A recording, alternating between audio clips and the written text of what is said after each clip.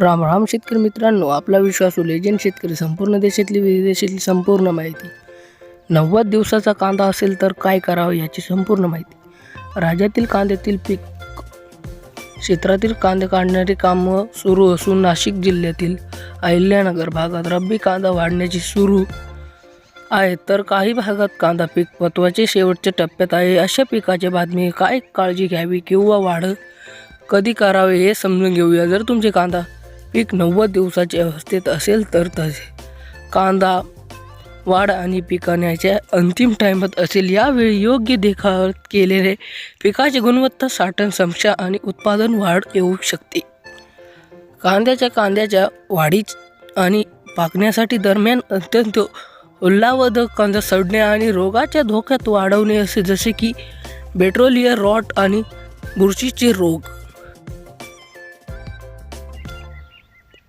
या अवस्थेत पाणी देणे मर्यादित करा, जेणेकरून कांद्याचे पकणे सुरळीतपणे होईल. जर मातीमध्ये पुरेशी ओलावी असेल तर आंतरिक सिंचन टाळा. कांद्याचे अंतिम सिंचन काढणीपूर्वी 10 ते 15 दिवस करा. अंतिम सिंचनामुळे कांदा उत्तम प्रकारे विकसित होणार आणि त्याची साठवण क्षमता देखील वाढते. आणि पाणी देण्यामुळे कांद्याच्या कांडात अधिक पाणी जमा होऊ शकतो, ज्यामुळे ते साठवणी दरम्यान लवकर खराब होऊ शकतात. 90 दिवसाच्या अवस्थेत कांद्याला पिकलेल्या जास्त खताची आवश्यकता नाही, कारण यावेळी कांदा पकण्याची प्रक्रिया झालेली असते. या काळात पिकाला पोटॅशियम गरज असते. अधिक नंतर दिले पाणी हिरवे राहतात, ज्यामुळे पिकांची प्रक्रिया विलंब होऊ शकते आणि साठवण क्षमता प्रभावित होऊ शकते.